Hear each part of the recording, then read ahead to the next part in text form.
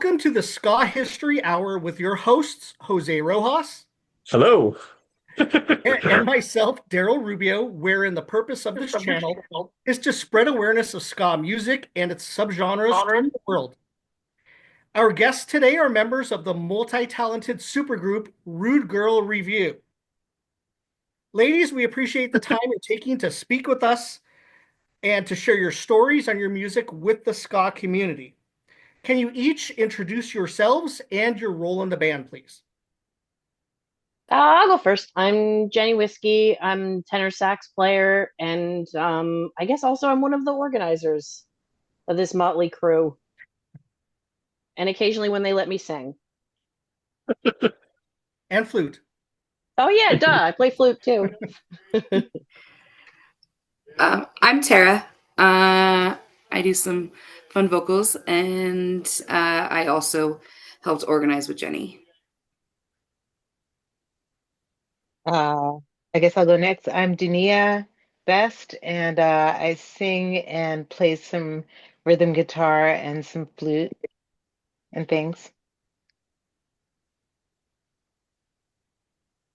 I'm Pam. Emily. Oh, I go ahead. play, sorry.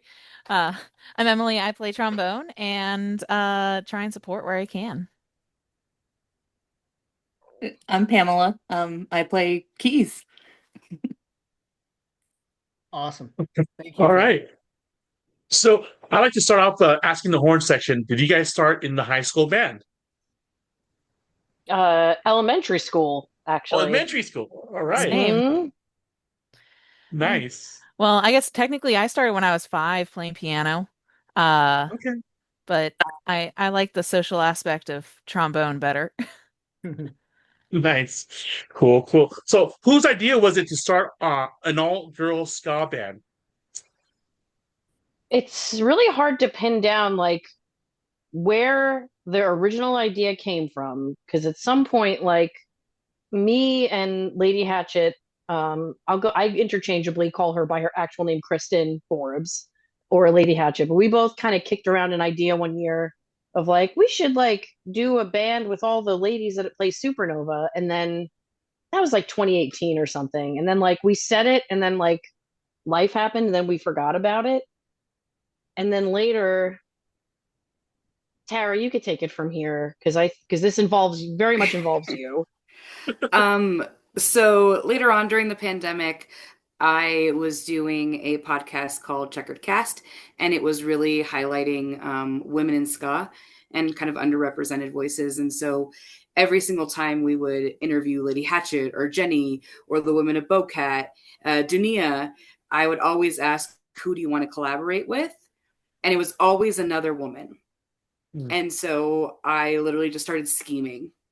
Like, Tara very much is the builder. Like, you have an idea, just go for it, and I don't stop until it happens. And so the idea just kept brewing and brewing. And long story short, I asked Lady Hatchet to come on a Zoom lemon bar making cocktail making happy hour, and I had a long list of questions. Like, I had a binder of questions to how to do this, but I didn't want to like flat out say, "Hey, I want to do this." It was just randomly asking her questions over baking and lemon bars, and I got all my questions answered and said, "So I have this idea. We could do it. Here's all the answers."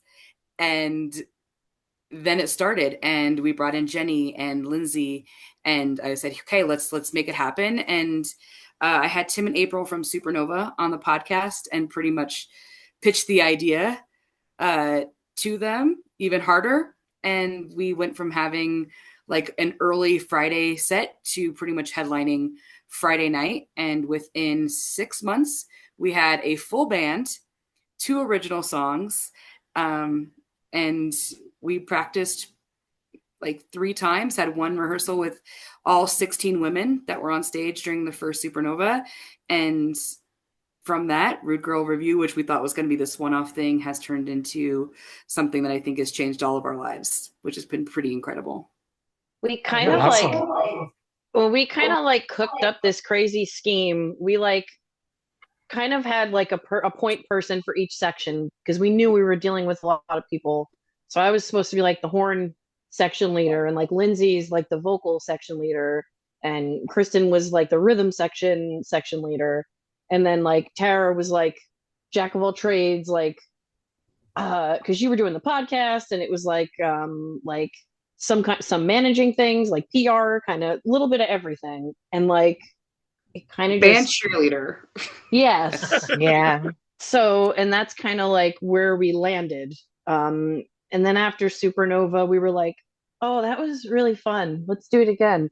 But like not with 16 people because we just couldn't. And also many of them like don't live anywhere near most of us. So we kind of narrowed it down to like as 12. manageable as a group we could get to, where that we could travel as like 11 pieces, which is still a lot, and then wherever we go kind of pick up more on the way.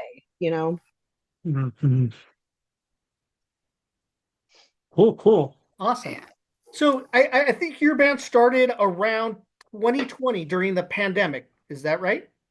Yeah, that's when the talking started. We didn't actually like really materialize anything until like early 2021, but like the idea was born in the end of 2020, or no, summer of 2020 actually. Yeah.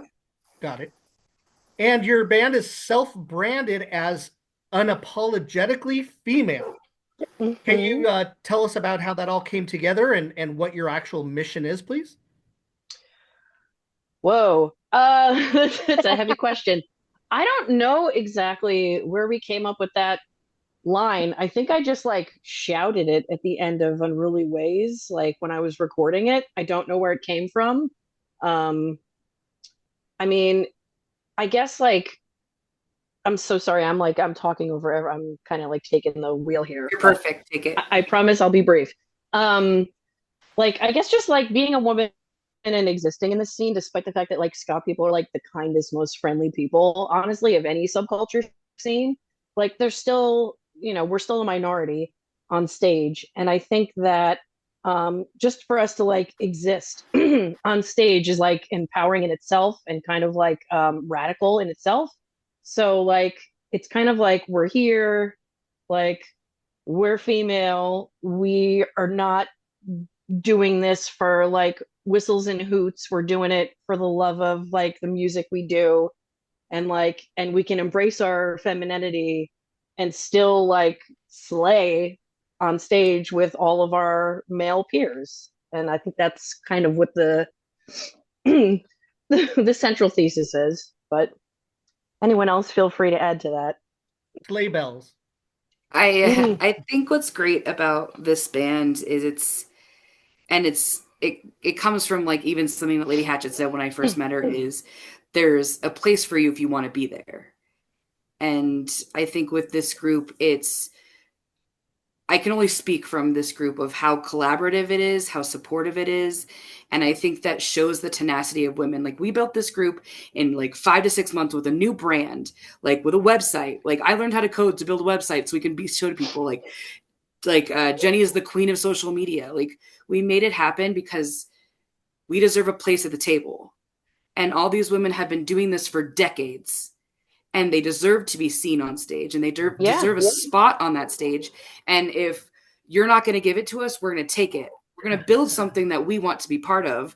And now it's time to be seen. We're going to take that space, and we're going to be unapologetically taking that space. We're not dressing for you. We're not playing for you. We are here for us, and we're here for the femme presenting. We're here to be representatives for the bigger picture that deserves a place in this scene. Oh, absolutely. That was beautiful, Tara. Thank Yeah, you. well said. Well said.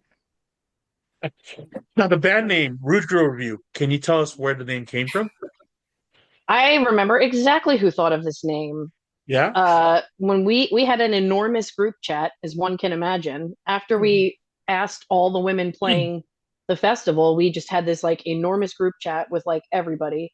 And we're like, what are we gonna call this? And it was Danny Raddick, from the Soul Radix in Tennessee, and she was like, "What about Rue Girl Review?" And like that one was like we did a little poll in the chat, and that was the winner, like hands down. So Nice. I had some really weird band names picked out because like I get a little in my head with the branding and stuff. but like that was just like so perfect because that's exactly what we do. It's like a review. So It's like a vaudeville review. Jenny did have like I still think about it to this day that a band should be called Lipstick Vinyl. Like did I think of that? I don't even remember that That's one. really good. I so That's good that good. I'm like it's like embalmed in here. I'm like either it's gonna be a roller derby name or it's gonna be a band name, but it's gonna be Tara, go something. start that band. I Okay. would, but I've got too many. Like that movie Whip It? Yeah, I was Barrymore's movie? yeah, a lot of my teammates were in that movie. Oh, really? Neat. So let's talk about your releases. You've got the retrospective CD released by Jump Up, the Supernova EP, the Christmas 7-inch. Tara's getting all of them. The Lioness Unruly Ways 7-inch. You guys are have songs on or one song. I'm sorry. There's songs from your different bands that you're all in on the Rude Girls to the Front comp, Yeah. and then the My Way compilation. Oh yeah, that one. I have the record of it. I have the There's a record record of and it? I noticed. Yeah, Oh, that guy. Yeah, I have one of those too. I noticed that it has a sticker. The sticker. Yeah, they because they spelled our name wrong. spelled our name wrong. Oh, that's why. Okay. Did I'm they not really? sure exactly on that I one. didn't notice that. But I've got all the rest of your stuff here. And I have one of the bags from Supernova a couple years ago that I think Lindsay made, the zipper Yes, tote or whatever. handmade by Lindsay. Yeah. Yes. Merch I have that over queen. here. He is. Yeah.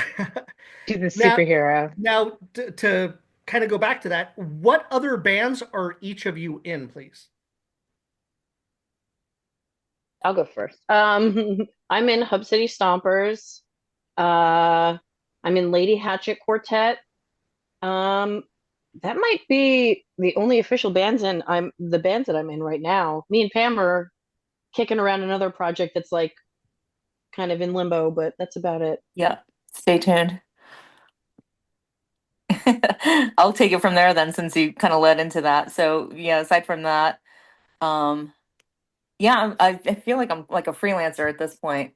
Mhm. Mainly, most actively with the Fensick, Ego and Appropriators, the project that Jenny mentioned. And then previously to that, I think my first band with you, Jenny, was Rude Boy Rude George.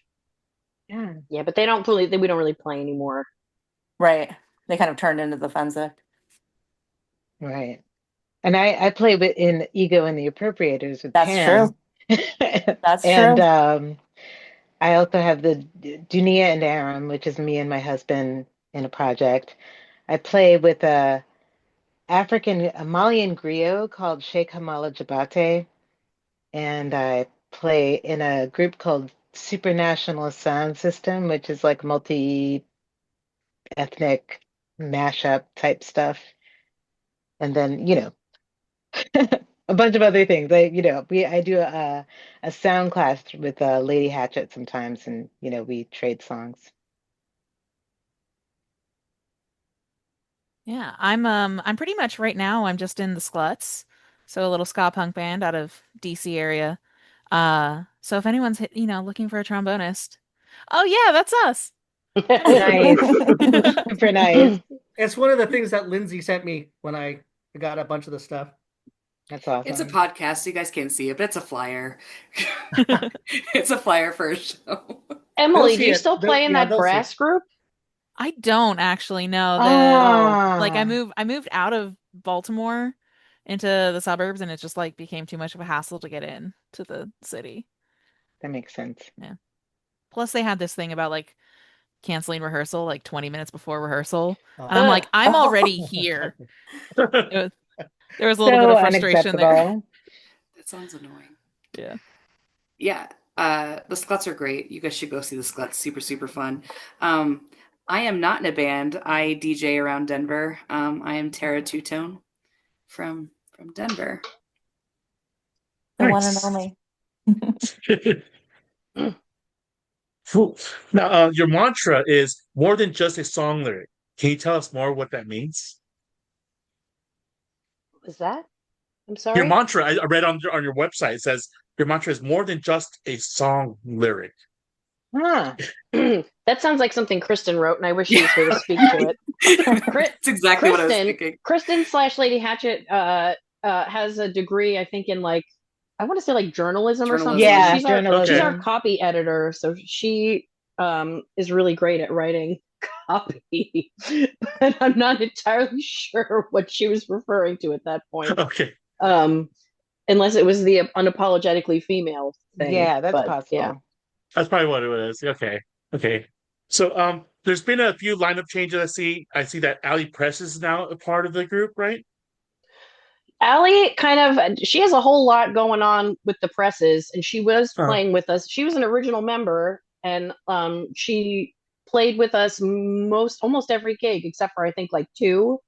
mhm. Um, and then we also have Pam who plays keys when she's not available. But yeah, Allie has a whole lot on her plate, so Yeah. when we have her, it's a special treat.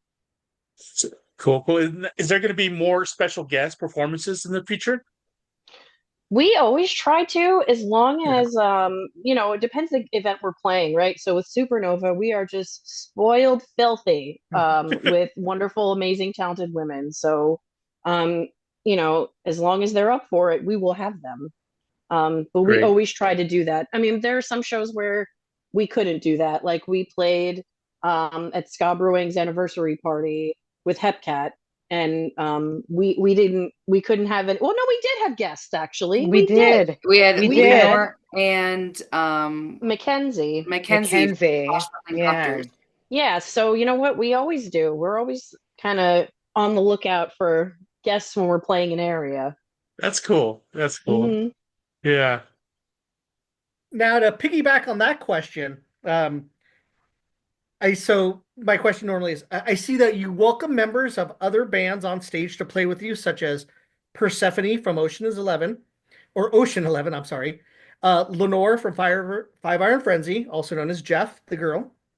Tara from Half Past Two, Talina from Bite Me Bambi, Brittany from Catbite, Trish from some ska band, and of course Danny from Mhm. Soul Radix, just to name a few. Um, is this normally a spontaneous thing that just happens, or is there any type of practice involved prior to shows?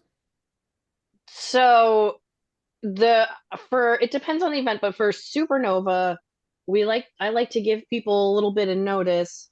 I'm the guest liaison in the group. That's one of my jobs, and I'm usually the one who reaches out to people and says, "Hey, do you want to do a song with us?" And then I send them like Google Drive links to like demos, and like I make terrible charts for the horn players. I really should have Emily do that because she's much better at it than I They am. are not terrible.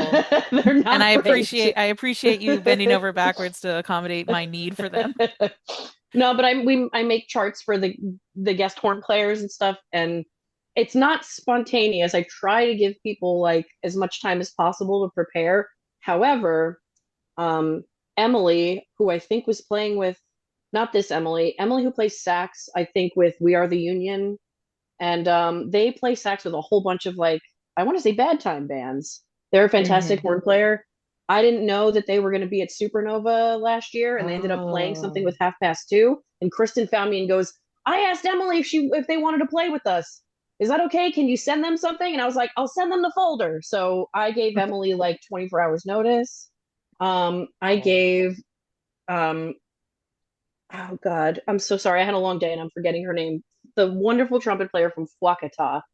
I messaged her on the way down to Supernova in the van. You want to play with us? I'll send you some charts. So it's not like so spontaneous. Like I try to give people time, but sometimes I forget things, and then I'm like, oh, I should ask them, and then I have to send them. Luckily, Google Drive is like it's prepped and ready to go. So I just have to tell people like, do this part. But usually the rhythm section at least is ready. Yeah. The core of the band is usually pretty ready.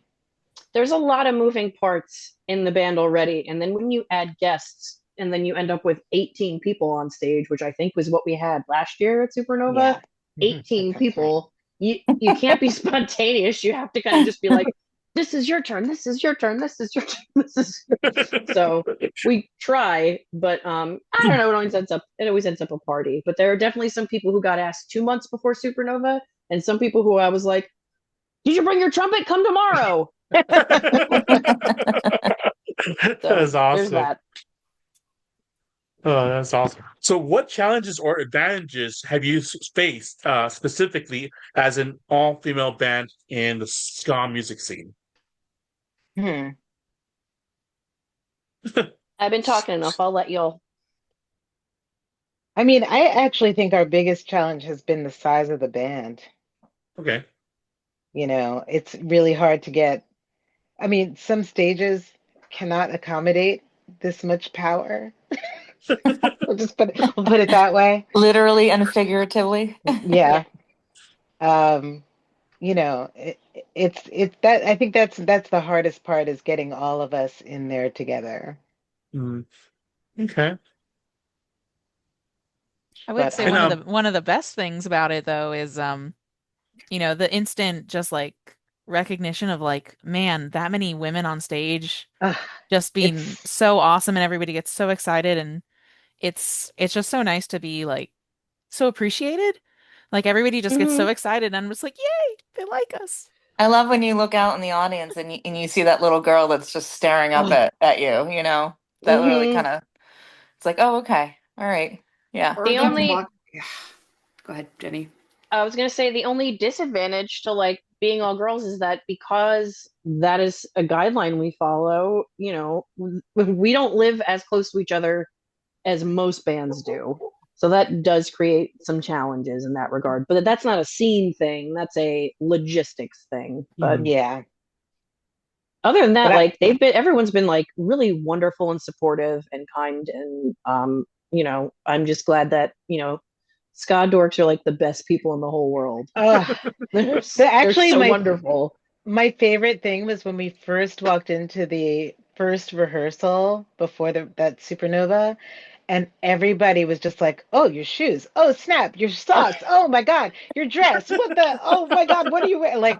All of the stuff that all of us had been made fun of for all of our, existence. We just all loved about each other, which was like that was the best. I will say that like we haven't like traveled a ton with each other, but like being on the road with y'all is a hoot. It's so much It's a fun. totally different energy, but I really enjoy it. So And much fun. staying in a house, an Airbnb with 12 women, was it 12? That was a lot of fun. Yeah, shout out to Feed the Scene for that Big one. slumber Word party. up. Yeah. Big slumber party vibes. That's awesome. That's awesome. Yeah. To piggyback on that, I know you, Jenny, and also Lindsay. How is it touring with a bunch of dudes? I know Jenny, your husband, is also in Hub City Stompers. Hmm.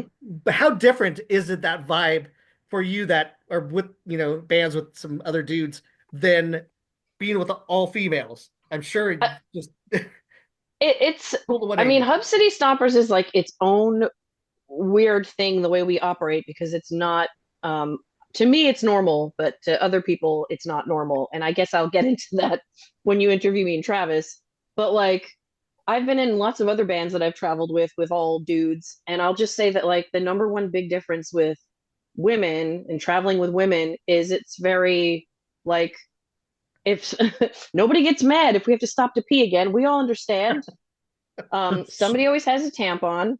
Uh, Also, it's a lot of like, and most importantly, it's like, how can I help? What do you need? Do you need a break?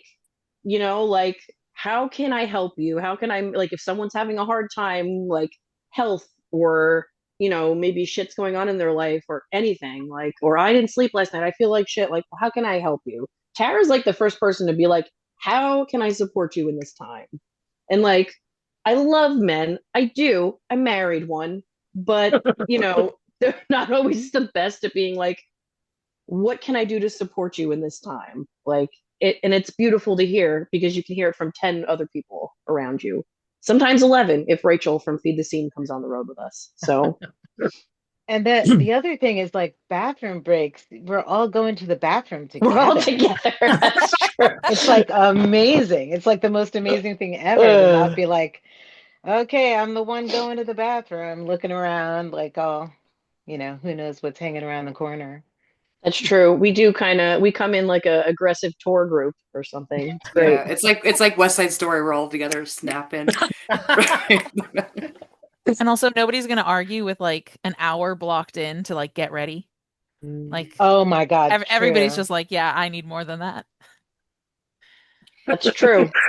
Before we like went on a trip together, I was like, I know we're gonna be sharing hotel rooms and like bathrooms and stuff, and like not everyone can use the sink or whatever. People are gonna need to shower. And I sent everyone a link to this mirror on Amazon that like lights up and stands up by itself and it folds flat like a tablet. And I was like, we should get these mirrors. It's so helpful. Like, so we share our little tips.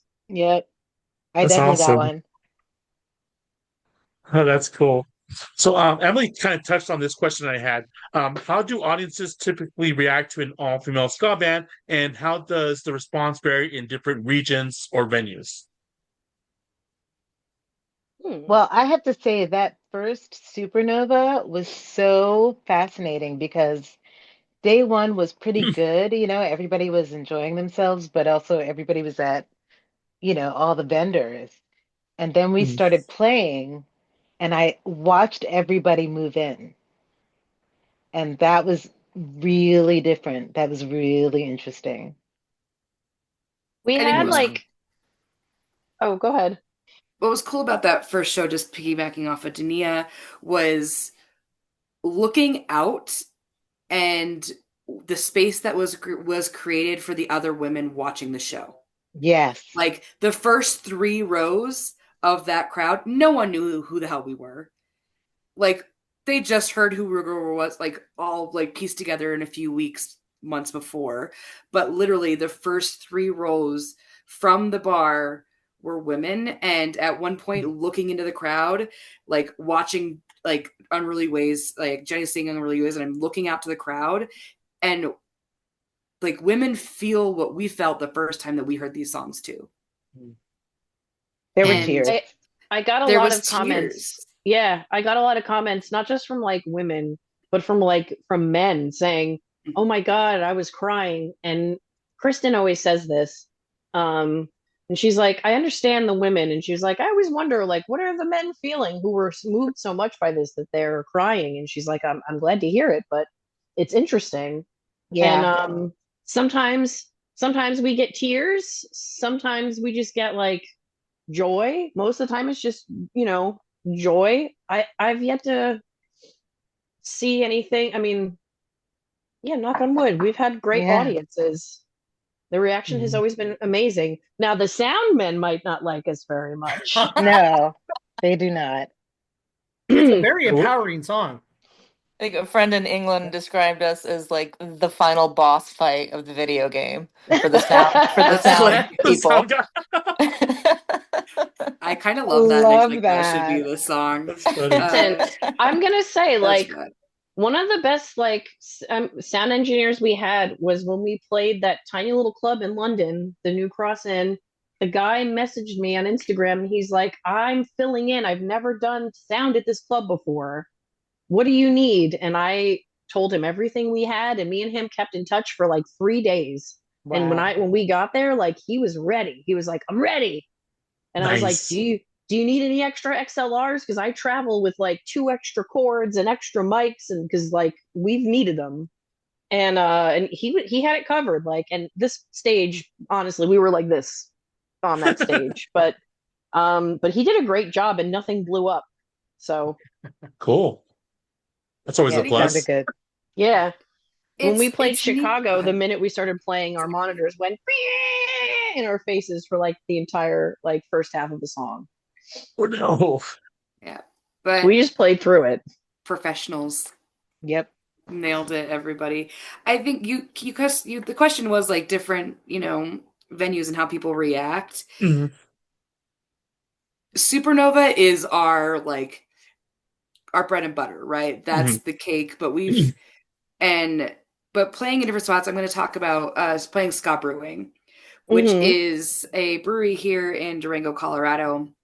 And I think it was our third show, maybe in general. It was one of our first beginning shows, and it's a beer fest. Like that's the main thing. It's a beer fest. Mhm. How is it going to be? And especially as the first band, people are just like still doing their beer tasting and then waiting for Hepcat.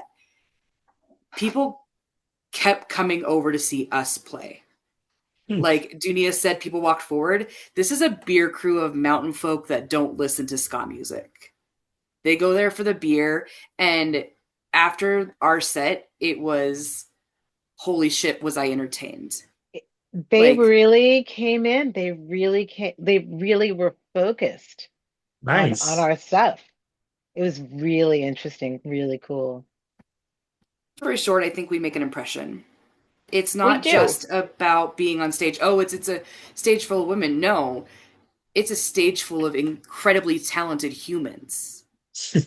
I like it's Kurt Cobain. Here I am now, entertain me. Mm. Mm. Here I we are. I will say too, like it does have a bigger impact because not only is there a whole lot of us, but like we all do different things. Like now this one is singing and this one is singing. Now she's playing flute. Now me and her do dueling flutes. Now Carol's gonna jump on bass and the Oh bass player's my gonna God. sing. Like we flip around a lot. Emily's played keyboards on a song a couple of times. So so she could relieve Allie, so Allie could come up to the front and sing. So Hmm. we've kind of like it's not only just that like yes, we're all women, but like yes, we're all women and we're great at what we do. Yes, we're all women, we're great at what we do, and we could do more. So it's like I don't know. I feel like it's our own little like insular like talent show that we recruit other people to be like, show us your talent. Mhm. I always That's call it awesome. bringing like that we bring the circus to town because It is, yeah. we could be 10 bands if we really wanted to be because we got it like that. I mean, it's real. Now, Yeah. now, what bands did you each first hear about when learning about the ska genre? Uh, we're talking like in the 1900s. It was. Back in the day. Oh, you're I, right. 20th century style. when for me, I got into ska because I got really into like punk that hit big in the 90s that like when like Green Day and Offspring and stuff were kind of blowing up and Rancid. And I kind of found ska through that. I'm trying to think. I couldn't tell you like the first ska band, but that's kind of like my ska origin story because I loved punk music so much, and I was a saxophone player. And then when I heard like that ska existed and there were horns in these bands, like in like ska punk bands, I was like, oh, I get to like also play cool music because I was a sax player, so it was always like all about jazz and like jazz is great, but like I wanted to like shave my head and put pins in my ears, and you know I didn't want to play jazz, so That's real. um yeah, sometime around like the early mid 90s. I'm not sure what band though. I couldn't tell you. I think one of mine, Madness was definitely something that caught my ear, like on the radio, because they had House of Fun was on the radio Mhm. at that point in time, maybe. But it was definitely around 94, 95. And I was always classically trained, but the same as Jenny. I was like, oh, I want to break free of this and like, be like punk rock and like go to shows. And I was a New Haven, Connecticut ska kid. Oh, And nice.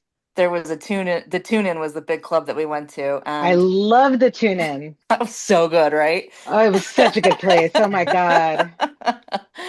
And I want to say Mephistopheles was one of the first bands that I Nice. saw there, and I was like, yes, yes, this is just yes. We're gonna see them on Saturday. Oh, Yes. Fantastic. Awesome. Yeah, we're You're gonna do in for a treat. one of the punk rock bowling shows out in Oh oh, Vegas. yeah, fun. Oh, fun. that's That's gonna be a awesome. fun weekend. Don't forget your sunscreen. Oh no. Yeah, I I was introduced by well, my the first band I ever played with was the Slackers, and I was introduced with by Vic and Lewis, who basically sat me down on a park bench and played bongos and taught me about ska. That's so That's neat. awesome. Great way to learn. I, I think I have the most stereotypical ska story, like very stereotypical ska story. Um, I was I was sitting under a bench during homeroom, and this kid from church gave me a Five Iron Frenzy CD, and I sat there with on mine and the other on my friends, and we listened to upbeats and beatdowns, Mm. and I said, "Holy shit, I've never heard music that fit me." Like if people say like, "Oh, ska is an extra mozzarella stick in your basket." No, ska is Terrakish. Like I heard it and I was like, "Oh my god, this fits my energy. This fits like who I am as a like growing up. I wasn't my mom's like John Denver kid. I was like this kid who just was unique and fun, and hearing Five Iron, they like spoke to me in that time. And then I was like, oh, Real Big Fish and OC Supertones. And since then, like seventh grade, this has been what has built me to be the woman that I am. Like all the different genres of ska, I've grown with. Like I wouldn't have never listened to like I wouldn't probably listen to the Slackers. I was straight ska punk, and as I've grown up, I've been able to like advance. You know, things have hit me in a different life stage, right? Toots is going to hit me way different now than it did when 10 years ago. And so as ska has evolved, I've evolved with it, and that's been like such a really cool thing for me. But the biggest thing is I've officially shared a stage with Jeff the Girl, and I wrote my college essay to get into college about Jeff the Girl. Oh, That's way to go. That's wow. That's awesome. That's adorable. She is worthy. So She is amazing. She very really is cool. wonderful. Like she texts me like we're friends now, and I'm like, this is fucking weird. It's so cool for the little ska, like the ska girl in my head was just like Five Iron Frenzy, Real Big Fish, like let's go. But I think it's a pretty similar story to most kids that grew up in the Midwest. Well, you said like your like youth group friends and stuff kind of got you into that too, right? I remember you telling Yeah, me about this. yeah, Like, the which I think is church really kid. interesting because I did not have a religious like upbringing, and I think that's so interesting that like that was a piece of your story. It's Yeah. funny because I wasn't a youth group kid until Five Iron, so technically it worked. Oh, they Wow. converted you. So it was the kid Eric who was always the church kid, the like Jesus hat, and he's like, "You got to listen to this music, Tara." And I was like, "Okay." And my green Discman, and I was like, "Yes." And then I'd go to So like interesting. Best Buy, and I'd scatter out. And my mom like, "One CD," and I'd be like, "Oh God, what to do?" Or those like penny like catalogs that Columbia you can rent House. music, and I'd be like, "Oh God, what ska CD could I get?" And it was just like me buying a bunch of compilations so I could hear music, because that's the only way that we could hear new music is through compilation CDs, right? And like that was the jazz. I don't want to take much time about it. I could talk about ska forever. Emily, tell me how you like ska. Oh man. So, I mean, obviously like kid in the 90s, like you couldn't escape it, but it really wasn't a part of my music thing until after I graduated college. I got like an email. I was still on like an email list for my school, and they're just like, yeah, someone reached out looking for a trombonist for a ska band. Like, is anybody interested? And I was like, okay, sure, I'll go check it out. Like, I'm thinking back, I was like, oh man, my middle school person would like love if I joined a ska band. So I was just like, I'm gonna go join it. And so I feel like after I joined, it was a band called Avocatones. And so after I joined that band, I started really trying to learn about the genre. And of course, horn player, like I started with like Streetlight and then branched out from there. But one of the first bands that we played with was Pie Tasters. So that really, I think, set me down a pretty good track. What a cool first show. Yeah. I know. So So cool. spoiled. Awesome. Now, can you tell us about the writing process and creating your songs? Is it difficult with so many talented individuals, or is it easy because everyone is so talented? It has its challenges. because we don't live near each other. Just for reference, like we have some people in New York City. I'm in New Jersey. Then we have like Maryland, DC area, Virginia, West Virginia, Tara's in Denver. Um, I and Pam, you're in New Jersey. I keep forgetting to include you in Yeah. the New Jersey pod. So like Emily and I actually we're live pretty close to each other, yeah. which means we should really be hanging out more, Emily. We should. I need to take advantage of like the sauna. I know. Yes, come over. I haven't used the sauna yet, but I did visit the hot tub and it was a Yes. hoot. Yeah, right? We had a we had a songwriting session at Dania's house and it Yeah. involved a hot tub. Um, it was super fun. So sometimes sometimes one of us, like Jade, our bass player, has written entire songs, just words, all the music, and like sent demos, and then we would learn it, and then that would be that.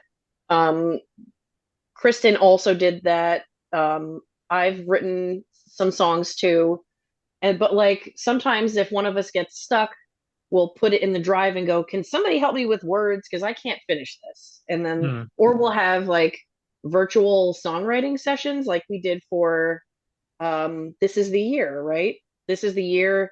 Behind every Santa, there's a Mrs. Claus. We did that in And person. you did that in person. I don't think I was there for, oh, we did Wait, some of that at the yeah, in Phil. retreat. Yeah, yeah, we had a retreat. We did. Sometimes we have sleepover parties. We do. Awesome. Yeah. We kind of like mix up how we write. Sometimes like if we're on a time crunch and we can't get together, someone will just put something out there and like I'll write a horn part and then someone will write words. But when we in the beginning of 2024, we did like a Poconos retreat where we all rented this giant house in the Poconos during a snowstorm and It like was awesome. it was awesome. Also a hot tub. So we like to Also write hot with tub. hot tubs. And Got to be a song in there somewhere. I was gonna say, is it yeah, gonna be a hot tub geez. song coming out? There needs to be a hot tub song Oh, probably. that's a great Hot idea. tub Yeah. winter. Hot tub So weekend, like yeah. yeah, we we actually worked out a lot of stuff for the Christmas songs on the 7 inch in that little weekend. Hmm. So it's rare that we're all together with the purpose of writing in one room. Sometimes we're like in pods, right? Because Dania, did you meet up with Kristen recently and Emily? Was Yeah, it you guys who met up to yeah, write? we live Yeah. pretty close to each other. Yeah, we Yeah. all, I think we live like, max 30 minutes away. So we had a Yeah. little songwriting session. Maybe We there will be a we new something. yeah, we do a lot of it like kind of semi-virtually. So it's a little different than your an average band that would just get together in a practice and like hash things out. We kind of have to Hmm. like do it in little pods and then send it out to the group and be like, "What do you think of this?" And yeah. Awesome. Awesome. Now, your band will be playing Supernova again this year, which is great for the third time, I believe. Is that correct? Fourth. Fourth time. Oh Fourth, gosh. yeah. Okay. Oh yeah, Um, fourth time. can Yes, you fourth time. can you tell us about your past experiences and being involved in this amazing festival and what bands you're actually looking forward to this year, who you're most excited about? I'm I'm looking excited for forward the to see. Rockers. Oh, the Rockers. I'm excited for Dania to MC again because she was one of my most favorite MCs. Mhm. Yeah, you killed it last year. Oh, Such a good, thank you. so good. I'm stoked for Lollipop Lori. Yep. Like so pumped. Supernova means the world to me. Like it's such an incredible festival. It was the first place. Like I'm just this ska girl from Denver. I didn't realize that the scene was outside of Denver until Supernova. And it's the first time I like take a step out of my comfort zone. Just so happened to be I met a bunch of cool women that brought me on stage. So I'm very lucky, but Supernova is a family reunion for I think It most kind of of is. everyone here. It's where everyone's gonna know, like someone's gonna know your name, someone's gonna know who you are, and they're always gonna pick you up in the pit. Yeah, it's like that first day. It's like you may have a destination. Like I'm gonna go to this food truck, but like it'll take you an hour to get there because everybody is just hugging and stopping and Totally. like, oh, Yeah. I Houston's was gonna last say the same thing. supernova, and it's like the best thing. I love It People seeing was come all the from all kids, over. all it was the new really hard to generation. sign things Yeah, last just moving year. the new Oh kids. yeah, that bad time is bringing up so many like it's so cool. I went and saw Hans Gruber the other day. I looked at the ground, the crowd, and I was like, I am the oldest person, and I kind of love it. And then it's awesome. But something really unique about Supernova is what it's become. I feel like every year it becomes more of the ska UN, because every ska scene has their own ska flag now, and they bring it with pride. And groups of people from Maine ska and Michigan ska and Denver Jeez. ska are all coming out, and it literally is like it started with Mile High Scott bringing a stupid flag one year for the Dendrites, and it was it. That was it. Everyone the whole next year, and it was so cool. And I can't wait to see even more scenes represented. And the fact that people are bringing an actual scene together to have something represented, not just I go to shows and see these people, but Michigan Ska is a thing, and people know that they're part of something bigger. And it's really cool to see parts of these small groups in something so incredibly bigger. Mhm. Ska is what brings people together, and it's really neat to see with Supernova. The other thing I really love about the supernova is the age range. You know, Mhm. Yes. you like I got to sing with Stranger Cole.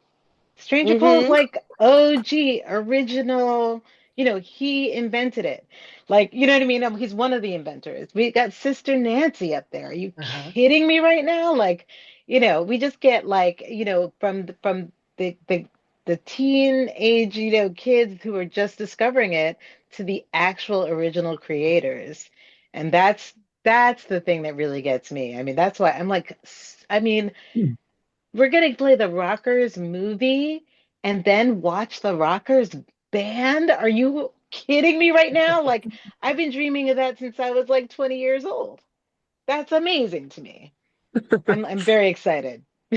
There was I like somebody that posted something on Facebook today, I think it was, about having the Rockers CDs that they wanted to give out to people that they burned. Yeah. See I that? I mean, Yeah, because massive. it's not no streaming platform. It's not available. Oh hmm my Oh. God. I'm very excited. I had to look at the list again because I was like, I can't remember who's on there. But trust and believe, I have a notepad over here with all the bands that have ladies in them, and I have a list of all the people I have to contact that have been announced so Word. far. Word. So, y'all will hear from me probably sometime in late June or early July. But uh the Magnetics are a fantastic band from Italy, and I got to play with them with eight when I was with HCS. We went to Mexico when we played Ska Wars in Monterrey and Mexico City, Mhm. and it was the first time I had ever seen them. And I don't think they've ever played the States before. Wow. Super. They said that because of the visas, like our visas are so Mhm. expensive, and they're like it's too expensive, to play the US. So they're a fantastic band, and I really only talked to the singer because I don't know if the rest of them speak much English, but Mm. he was delightful. And Daka Skanks, who I've seen Mhm. more than once, but like if you have not seen them, like good God, what are you Yes, doing? yes, So yes. You have to see exciting. them. They're So so exciting. great. I got to see them the couple of times I've played at Specialized UK Ska Festival in Southern England. I've played there with Rude Boy George and HCS and Rude Girl Revue, and I've gotten to see them. I think they've played more than once, but they're so good, and I'm excited to see them here. Yes, Oh I yeah. fully agree. One of my favorites from Specialized. And her voice is just hauntingly beautiful. I love it. Yeah. Yes. Alpheus is coming as well. hmm Oh, Another, I I played mean, with him in Mexico at the same festival. that's amazing. That's amazing. It's going to be so cool. Mhm. He's very entertaining to watch too. He gives great Oh my face. God. He's got all the My faces. my German drummer played with him in Germany during the tour over there. I got drummers around the world. Yeah. Nice. Now You talking gotta still about put in every Supernova. storm. Exactly. Now talking about Supernova still. Last year you shared the stage with Quinn P and Jesse Wagner. Wow, for a little tribute to Greg Lee. How Yeah. was that? Hmm. Emotional. Amazing. Yes, I bet. Yeah. Emotional. Oh man. Yeah. Because He we thanked. played with Hepcat at in Denver and in Durango, and Mhm. it was like, you know, we had a really good time, We and it really did. We we all stayed really at the had same fun with him. hotel. We had a nice time after at Ska Brewing and after Ska Brewing because we all chilled at the same hotel. And Yeah. Watch you Duran know, Duran, very important. yes, we watched Duran Duran.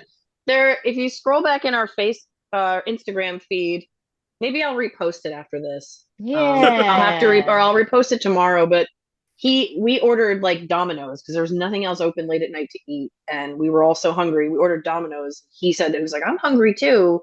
We're like, come to our room. We're having a pizza party. So all of us were kind of holed up in one person's room, and he came in and we were watching Duran Duran like live on TV, like playing a show. And at one point, um, Ordinary World was on, and we were all singing along to the We got ballad. our lighters out. Yeah, and Greg pulls out his lighter. So there's a video of it. I'll have to post Oh it, but it was a really yeah. wonderful moment. We had a really great time.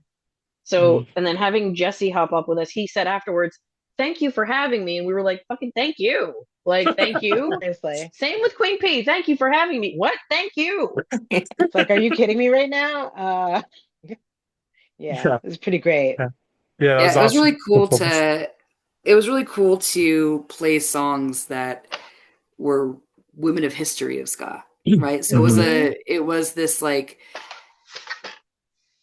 celebration of where we came from, which I thought was just really cool and I think introduced a lot of people to where where it came from that wouldn't have heard it any other way. Mhm. Mhm. Yeah, And, it's interesting how important it feels to keep attached to our roots in this music. Mm. It's very yeah. interesting. That's very true. Yeah. And that was a good set that Queen P put together to Heckle do that. yeah. Yeah, that's She true. killed it. Amazing. That those were all her selections. Like she like handpicked all the songs Oh. for us, and we had a couple little virtual like meetings like on Zoom just to figure out like time wise. And she even like arranged things. She's like, well, what I want to do is go into this one and this one and then this one. And we kind of had to just go off our conversation and figure out how to structure the songs because we didn't get to practice with her until the day before. Oh wow. So, because she's all the way in California and we're an East Coast band. So, like, she had the first three songs of that set go boom, boom, boom, one into the other. And she told us exactly when, how, where. And she let us, like, work out, you know, musically how that would fit. But she's a boss. She had it all laid out for us. She knew what she wanted. And, I'm glad we got to give it to her because Mhm. she was a dream to work with. She was wonderful. Yeah, definitely. Yeah, Awesome. we're spoiled. We get to see Ocean 11 all the time here. Well, not all the time, but whenever they play. Mm-hmm. Yeah. Now the band has a few covers also. Love is a Battlefield. That Yeah. song has so much emotion. Last year when I heard it and the flute solo, awesome. Yep. Yeah. The And duel.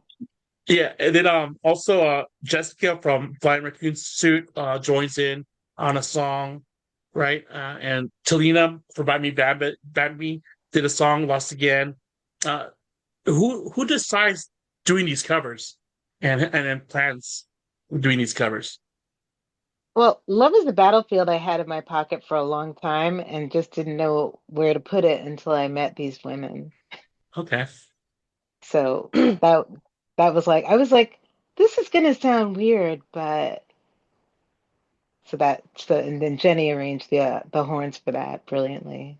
It And came in clutch. We needed one more for the set, and Dania sent me a demo of like what she was thinking, and then we were able to put it together. yeah, we yeah, it was a great minds moment.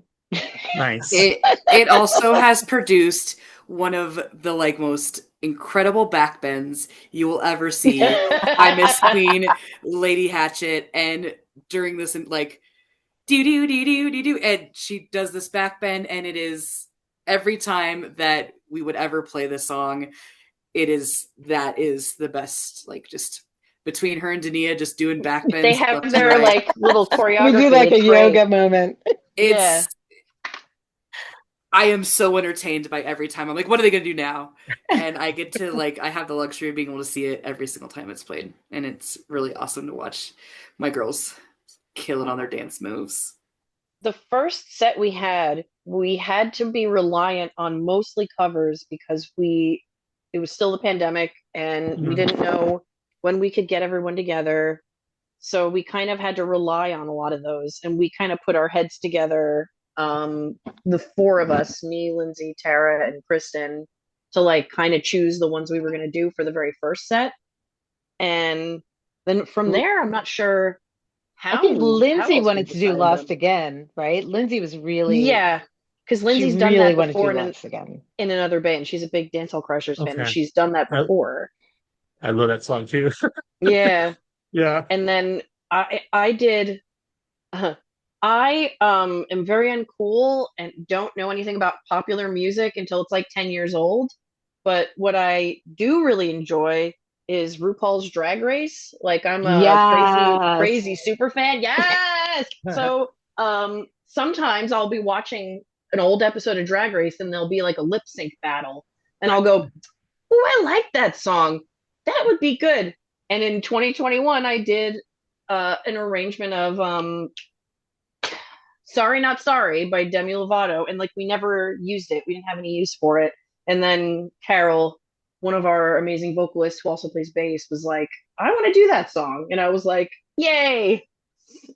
Someone want like the I created the songs like 10 years old when I discovered it, but And she sometimes kills it. I get a lot of my cover inspiration from RuPaul's Drag Race. That makes so much sense. Yeah. Same. That's awesome. That is awesome.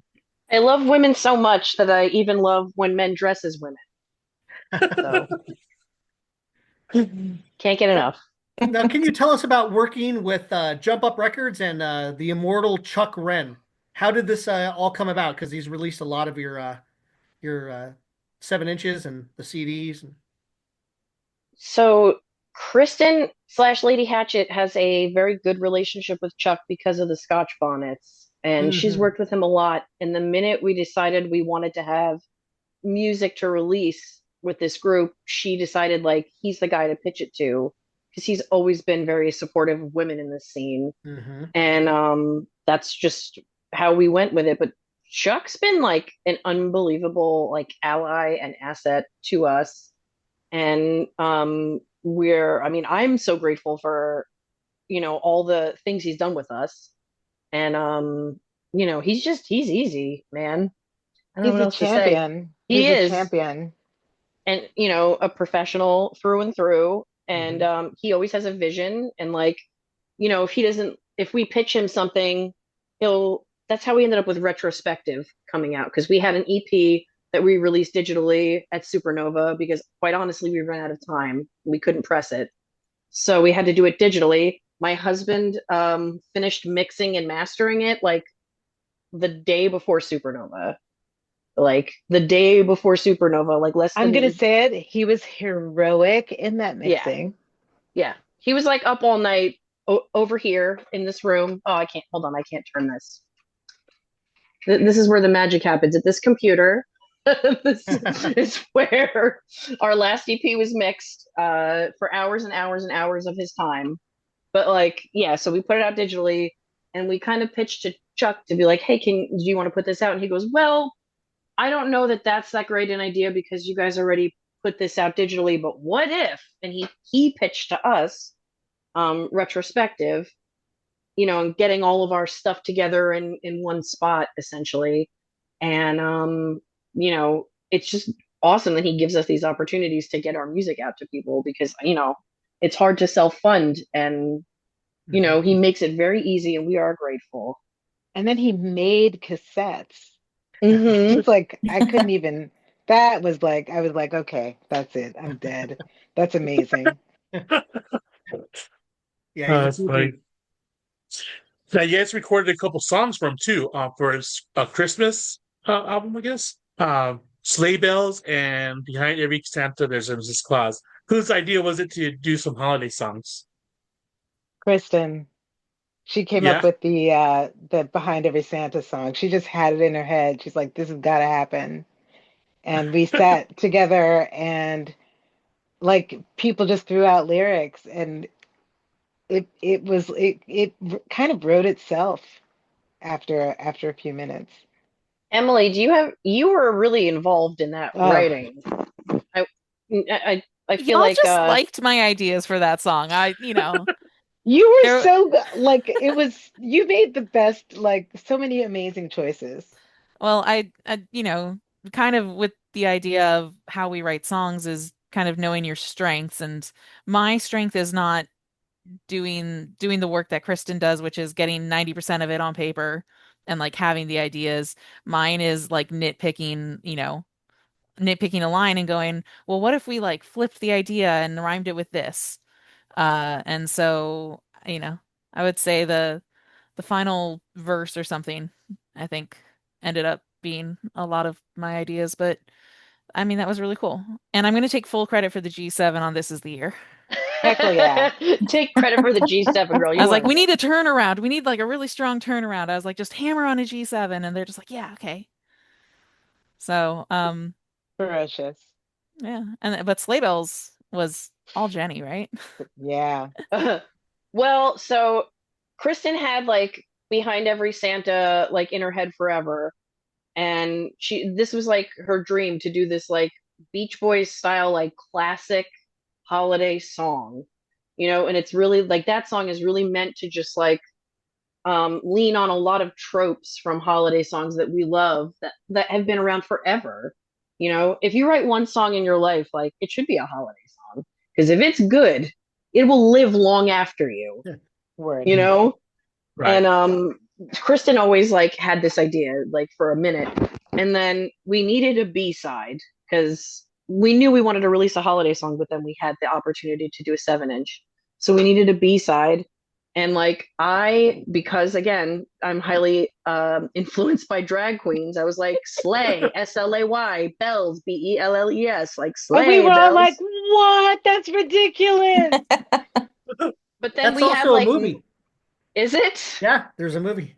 There it Uh, is. Didn't even know. So, from there we were like, we need a B-side. And I like went through all my song snippets to be like, we're just gonna do like a Jamaican rhythm, like it's gonna be real simple, like reggae style, and it'll be kind of like, I don't know, like just something like we're so great and sassy, yay, like talking about how great we are. Like I wanted to be like that. I equated it to like a drag queen bitch track. So Totally. yeah, and so I found the music and like it's very simple and like we worked it out in a practice together, like where how we were going to structure it and like we just rolled with it and we took turns like writing verses Nice. essentially. Like Kristen wrote her verse, I wrote my verse, you wrote your whole chat, which is like Yeah. Chef's Kiss, so great. Yeah. Aw, Um thanks. I wanted to includes tie together everything. everybody's. Yeah, tried to tie together as many holidays as possible Mm-hmm. in the chat. And I that even worked out got really great. Diwali in there. Yeah. Lindsay has a really great verse. Oh my God.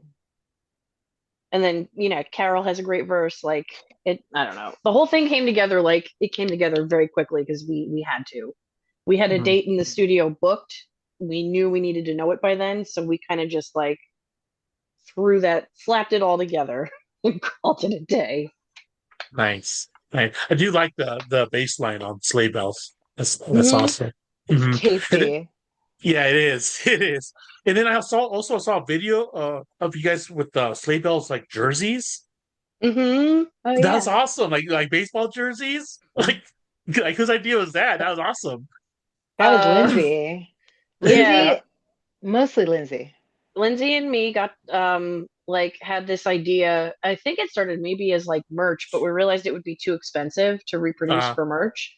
But we were like, wouldn't that be like a nice like gift like for everybody? Because we had these Christmas shows coming up, uh, and like we kind of put our heads together with the design and like figured it out, and she sourced everything. And it worked out great. And they're so cute, and people are always yeah. asking, yeah. Yes. Yeah. Yes. Oh my God, look at that. So And we cute. all have our names on the back. And That's awesome. they're all number 21 because that's the year of our birth, I guess Oh, okay. officially. But yeah, so people have asked like, where can I get one? But like we kind of custom ordered them, and if we did sell them, they'd be really expensive. So Mhm. maybe Too something to expensive. look. They'd Yeah. be very expensive. Yeah. They Oh, were, Yeah, it's my unless new we were, holiday attire. yes, Now but that we had a lot of fun with those. that's the one that you wore in the video for the Circle R sessions for the Reverend guitars for Yeah. Hmm. Love is a Battlefield. Now tell us about that experience. It looks like Kristen and Jade were endorsed by this company. That's Yeah, how by you guys Reverend. tell us Yeah, about Ken. that whole experience. Um, Ken Haas is an incredibly generous person, Hmm. and he sells and provides guitars and basses to so many artists, so many different bands. He really is a champion of women guitarists and women bassists. And he has a studio, and we were coming through on the way to Chicago, so he asked us to stop by. And he's awesome. just a really great guy, Yes. Truly amazing, generous, wonderful human being. you know. Cool. That's kind of all there is to it. The whole Now, experience was really interesting too, because like you know, we getting having them film everything and then seeing the final edits and stuff and how great it sounded when the videos finally came out.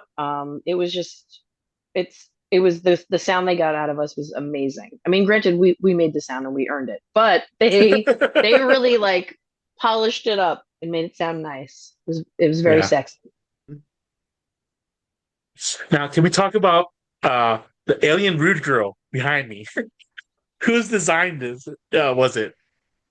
That was actually designed by a friend of mine. Her name is she's a very talented artist who, yes, is a very talented Oh, artist. Now I know her from New Jersey. That's where we met, but now she lives in Providence, Rhode Island. Her name's Sam Rook, and she now I think she does mostly like interior design because that was always her specialty. But for a hot minute, she was doing custom design work, and I we basically kind of came up with like a play on the Beat Girl, but like an alien. And that's what she came up with. And I knew she'd nail it because she used to make these wonderful tarot decks that she would illustrate. And she had a whole tarot deck Whoa. I have to, Denny, I have to show you some of the ones she's Yeah, made you because I do. have a couple. She has a whole tarot deck that's just alien themed. It's really And I oh, was like, when the time came to pick like an artist, I was like, I know exactly who should do it. And I kind of kicked it over to her. And yeah, she made this for us like for a steal of a deal. And she's an incredible artist and worth every penny and more. But yeah, fantastic work. yes, yes. it was We cool because we we were trying to do the supernova thing, right? We only thought it was going to be for supernova, so we're like, oh, it's got to be whatever. But I remember Jenny saying something, and we all were like, yeah, that's it. Because Jenny said, I just often feel like an alien, and Oh, like that. I just, we're from out of here, like out of this galaxy. We're yeah. like, yep, that's how we feel sometimes, and um, it was quite fitting as soon as she said that. Another fun fact is we try our best to employ other female artists. So like there's a wonderful woman, Ginger, who makes our pins. Um, Evil Love or whatever, Evil. I can't remember what the freak her name. She's gonna kill me. I should know this. She doesn't live that far from me. Anyway, I might have to like post all of this, but she does our pins. We Uh, had Leonore do some of our shirts from Five Iron. We have even, Kristen, Lady Hatchet makes some of our shirts. Lindsay makes a lot of our merch. We have hired, like, we try really hard to specifically hire women to make a lot of our things if we can't make them ourselves, as much as okay. possible. Okay, that's cool. Yeah. Now, Oh, and also sorry. Liz, I was about to say something. who who sings with Stop the Presses. She's one of the singers in Stop the Presses. She did the cover art for our digital EP as well. Oh, Yeah. cool. Yeah. Now, King Django engineered the Christmas single, and of course, it was mastering by Rob George as well on one of the songs. Tell us about working with legendary King Django, because he was really huge from the back of the '90s until now in the East Coast scene. Yeah, Linnea, you can go ahead.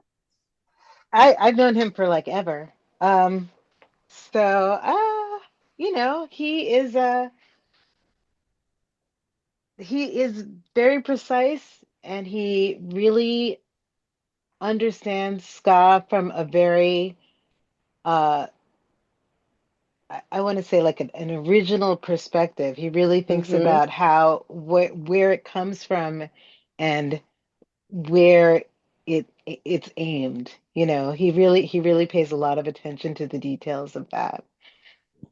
So it's always interesting to work with him because he'll come up with an idea that you weren't considering at first because of the way it fits in with the genre.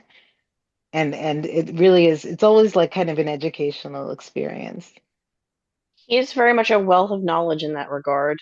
Yeah. And with Sleigh Bells, he we played that song straight through, and he did all the dubbing and took things out and put things back in, and we gave him a lot of creative control over like what we wanted to do with that song. We were like, just make it sound sexy, just do it. And like he kind of just did that thing. And I've known him a long time as well. I used to live around the corner from him, and when I was living in New Brunswick, and HCS used to record a bunch of our earlier records with him as well. But yeah, he's definitely like, it's always an education. He Yeah. always has a little tidbit. It was Emily, didn't he said something funny to you about trombone something. He was like, "That's all right. None of these people have to play that stupid thing but you." He, I was like, I don't remember exactly what he said, but we did have a nice little conversation about trombone, and I was gonna say it was just such a pleasure recording with him because every once in a while I can get, sassy, and it was so nice that I felt like he understood exactly like where to place mics and like how we wanted to sound, and like it was just so nice working with him. Like everything went so smoothly from my perspective. Yeah, he's pretty great. I Now, know if they it's were to so ask funny. you, I don't think of him oh, as legendary because I've just known him for like, Yeah,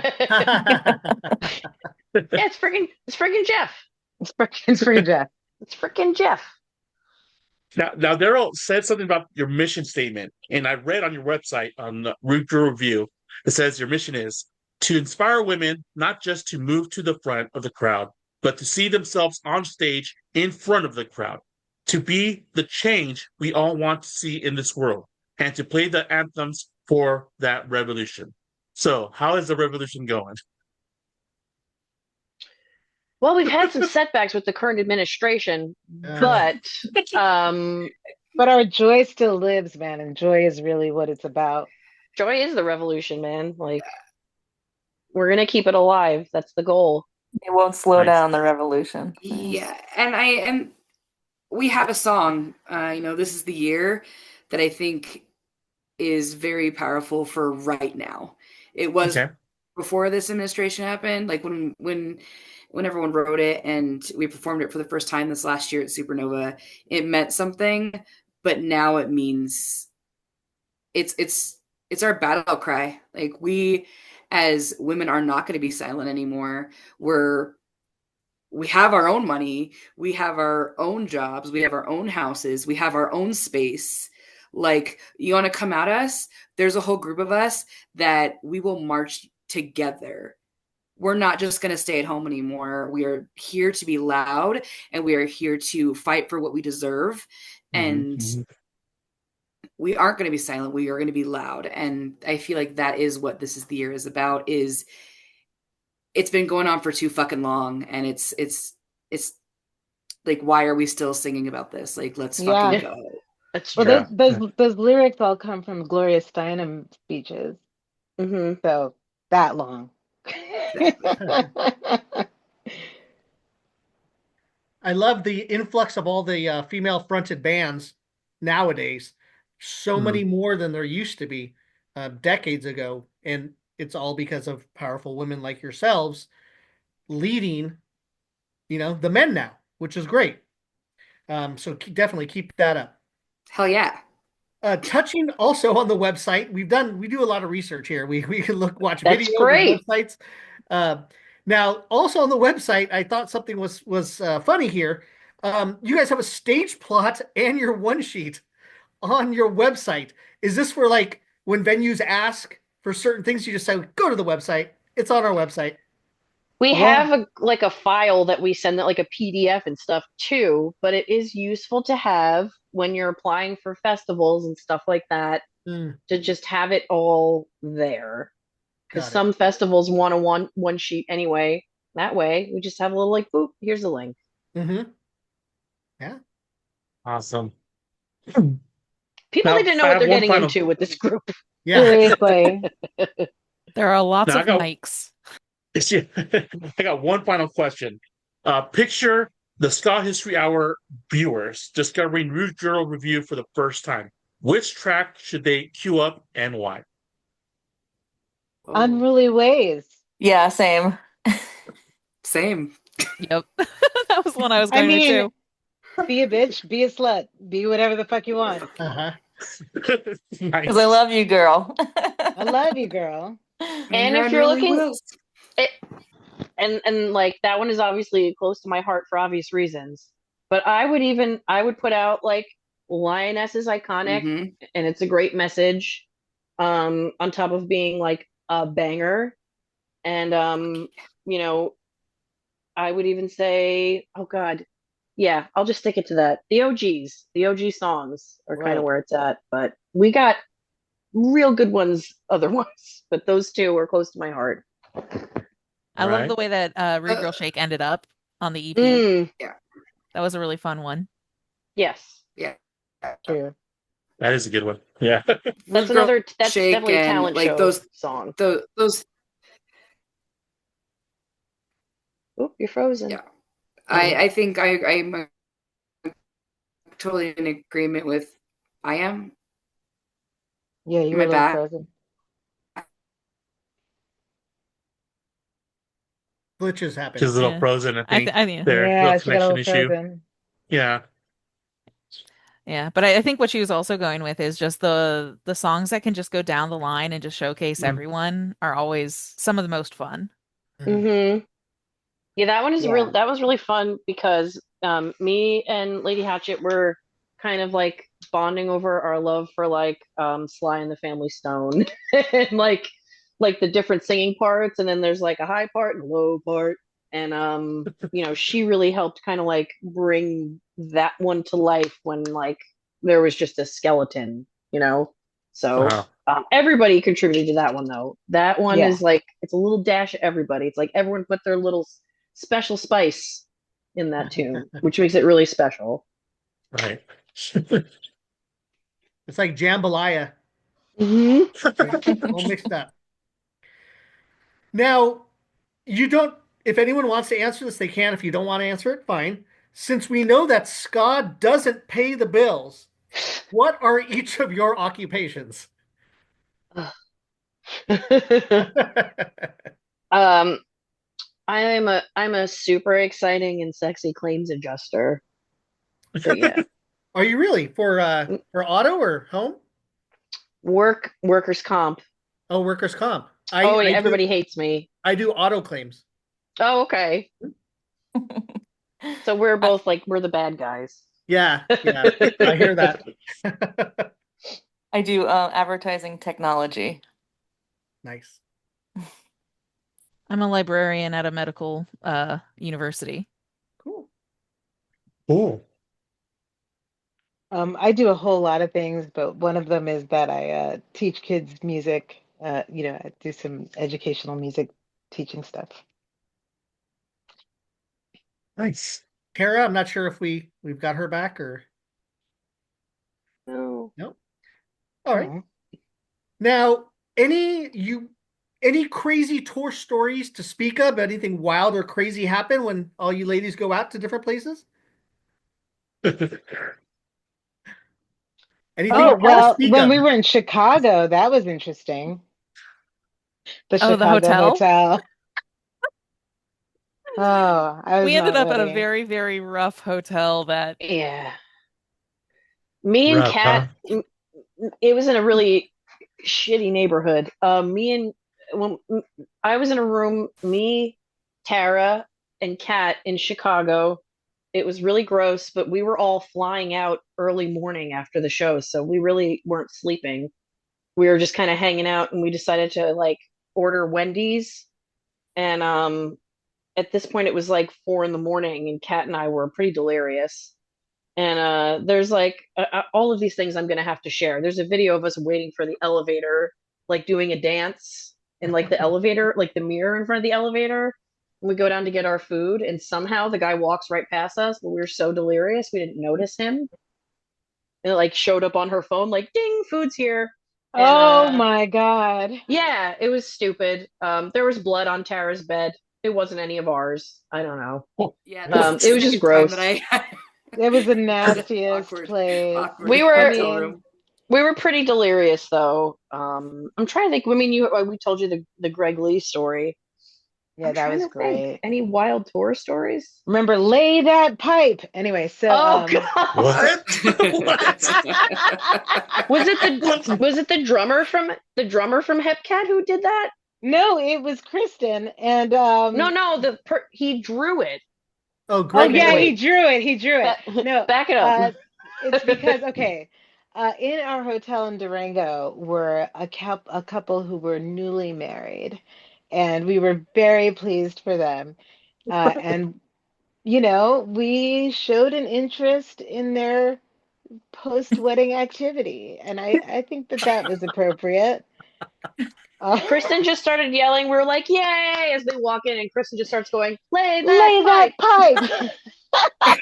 pipe. And one of the guys in Hepcat was so bemused by this that he like did an illustration of her like clapping saying lay that pipe. That's so funny. That was And That's awesome. wonderful. Greg Narvis is the one who draws in that band. Yeah, okay, he's the drummer, right? Yeah. Yeah. Yep. That's it was awesome. Brilliant very on cool. many levels. Brilliant on many levels. Yeah. Now, what are each of your pet peeves and or addictions? A pet peeve Hmm. or addiction. Hmm. Well, I really hate Metallica. I think they're the worst, and I hate watching people enjoy Metallica. I'm gonna regret telling people this because now people are gonna sing it at me. Just like when I said on another podcast, I didn't like that lit song, and people sing that at me. So, but yeah, pet Metallica existing is my pet peeve. Do And you mean your friend your neighbors from Joker's Republic my doing the lit neighbors from song? they do that one too. Yeah. Oh, The I great had no spot. idea. My own worst I'm gonna have a word enemy. with I'm gonna have a word with Scoston then. yeah, Um, Scottsdale. We interviewed um, them a few weeks ago. We haven't released oh, anything yet. awesome. Those they're all so skilled at what they do. They're ridiculously good. Um, we don't have time to go into it, but I saw a really great performance when it was just two of them. At the last second, they came in and they fucking slaughtered it. They were so great. Wow. Anyway, yeah, so that's a pet peeve. One of my addictions, seltzer, which I drank like 2 cans of during this interview, and rewatching RuPaul's Drag Race, I'm with you on that one. and like any kind of spin-off that is associated with the terrible reality show known as Vanderpump Rules.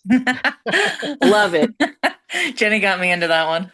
Yeah, it's trashy. It's so good. And then the Valley spin-off, like it's a chef's kiss of like horrible people doing horrible my things. God.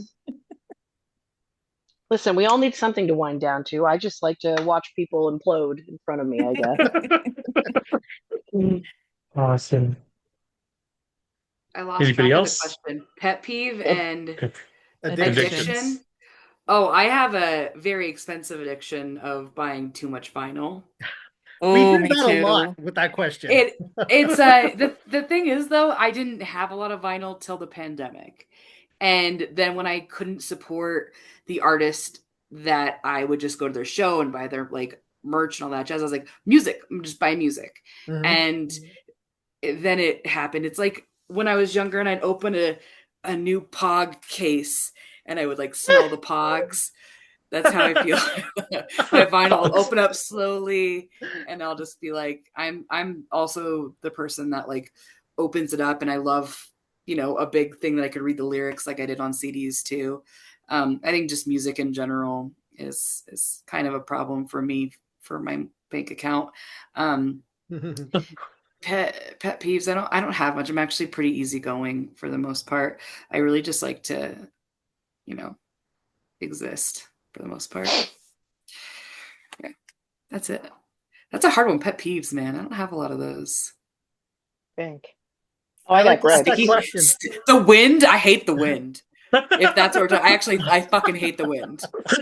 That's really There you go. Messing up my hair. I'll take any other, but don't bring me the wind, please. One of my current addictions, I recently got back into crocheting, so now I'm like Oh. I'm constantly on like YouTube being like, show me a new tutorial or like there's this website that you can just like save all the projects that you want to work on. You're just like, that sweater looks pretty, save. And it's a little bit out of control now. We're gonna find you on Nice. Etsy one of these days. Oh my I God, mean, Emily, you eventually don't you're even know about my closet full of yarn. I Joanne's going out of business is like a problem. Joanne's is going out of business? Oh my God, they're like Uh-huh. closing by the end of the month. No! Are they Oh really? I God, did I not gotta hear get that. My over mom's gonna there. be mad. Oh, they're like everything's I bought 60. so much glitter. Yeah, everything's 60% off. You have to go now. Danger. Oh. Okay. I bought yards of multicolored glitter fabric. Don't know why. Don't know what yet, but how I don't glitter I spent like fabric. $400 this Oh month my on God. I used it as like a tablecloth for my DJ stand when I just did a Taylor Swift brunch. Like I went glam and I'm gonna just drape it over my walls. It's Oh my perfect. God. Oh my Oh, God. I think that people would say that that's my current addiction. Mm. Sorry, Taylor Swift. Oh yeah. She's a Swiftie for like she's the Swiftie. It it happened out of nowhere. I don't even know how it happened, you guys. Did you start watching football also? Or- No, I don't care. Whoa, whoa, Okay. whoa. I don't care about football or her life, but man, oh man, am I ready for the AMAs because something's happening, right? Like something's happening. Like All the so Easter bad eggs. that like my slip mats are Taylor Swift. You have to Nice. understand that I literally just like I started marketing a Taylor Swift brunch, so I had to go all out. You probably tell Chuck, no thanks, I don't need your slip mats. I got my Swifty mats. Oh, I have a ton of those. I have a ton of check run mats too. Yes. So Exactly. Anyone else care to share? Or? Nope. All right. Now, what does the future hold for Rude Girl Review and any new material coming out? there's some cool future things happening to some of my bandmates, and that just did happen to some of my bandmates. Two of our bandmates are either got married relatively just in All the right. last few months, and then some are getting married. So I think that that is something to celebrate. Is our incredible bandmates doing cool things with their lives, and I'm really proud of them for, Yay. you know, doing cool shit, getting hitched and stuff. Yeah. These I might Pam be and think, there. Emily, they're on the call. yes. Oh, congratulations. Congratulations. That's Yes. Thank awesome. you. And we definitely approve of their lovely and supportive partners. They're both awesome people. They're wonderful. As far as like Band. new material for us, we had a big year last year. We did a lot. We recorded a lot of tunes for us, and with how hard it is for us to get together. We have some new stuff that we're waiting to get some demos of to work on. But you know what? You never know with us, because last year I don't think we planned on like recording a bunch of songs, and then we just did. So You never know. you never I know. I also want to mention that Kat Stock won this incredible Barry Manilow Award for Yes. New York City Public Schools because she's an incredible teacher and Hmm. won $10,000 for her and her school. And Nice. got to Yes. meet Barry Manilow, which is completely badass. She Yes. got Cool. this is our drummer Kat. She got presented with one of those giant like Publishers Clearinghouse checks I at a saw the Wow. Barry video of Manilow that. concert.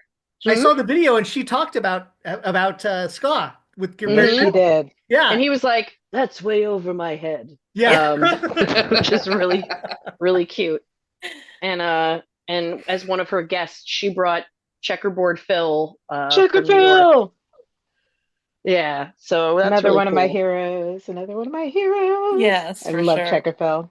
I was Mm. so Same. proud of her that when I watched the video of Barry Manilow talking about her on stage, I was like, I was like ugly crying in my house because I was just so proud of my friend. Like So she's proud of her. Well such deserved. any music teacher, like music teachers are like truly underappreciated because like it's the first thing to get cut from schools. Yeah. And like to dedicate your life to being an educator is one thing, but like to teach music, like music just brings so much joy to people. And like I had so many great music teachers where I grew up, despite the fact that like my school district did not have a ton of money for it. I was just so blessed with amazing music teachers, one of which plays in Catch 22, and I see him pretty often. But That's really cool. yeah, like I had great music teachers and they made such a difference in my life. So like knowing other music teachers, I'm always like, "Oh my God, you are such a gift." So it was really beautiful to see her honored in that way. That's Word up. amazing. Now, where can we find your music, both physical and digital? Bandcamp. Bandcamp. It's probably the best. Digital Bandcamp, you can get digital and physical copies of our music. You can also get our merch, whatever is in the merch shop right now. Most of it is like it has been made by one of us at some point, probably Lindsay. And then digitally, we're on all the platforms: YouTube, Spotify, Apple, Amazon. I think we're on all of them. Here's that But We financial. Bandcamp, love, yay. Nice. We love that hey, people stream our music, but we would love you to purchase our music off of Bandcamp and support um, the ability for us to make more merch and to make more music. So if you want to own it, go ahead and get it off of Bandcamp and support your local ska band. Now, is there any last words that you have for your fans out there and our viewers? Hmm. Well, thank y'all so much for supporting us and from day one, because so many people showed up for us that first Supernova, and which that really inspired us to keep moving forward and doing what we do. Um, and if if it ever if us being around ever inspires you to do your own thing or make your own music, like I want to hear all about it. Please tell us. Like we want to hear your stories. Your stories are so important to us.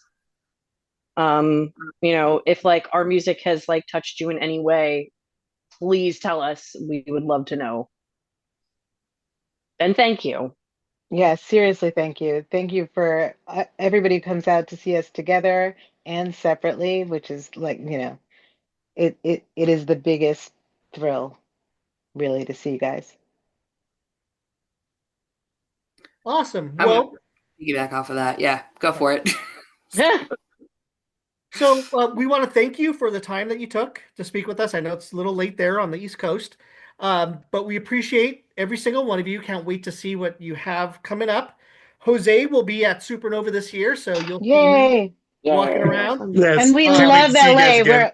We're very excited to come to LA whenever that happens. I love LA. I lived Oh there five yes, years. I've got a pitch yes. for you. I've got a pitch for you in just a moment. So stay on real quick after. I'm going to talk to you for a couple minutes. So just want to thank you for everything. And we're going to say goodbye to you. All right. Bye, fans. Okay, bye guys. Bye. Thanks. Hello, Skankers. Jose here, aka Skanking Force. Would you like to win a free Ska Box? It's as easy as following Ska Box Rocks and Sniff Dog Records on Instagram and Facebook. And subscribe to Ska History Hour on YouTube and comment Ska Box Rocks in any video to enter. Good luck!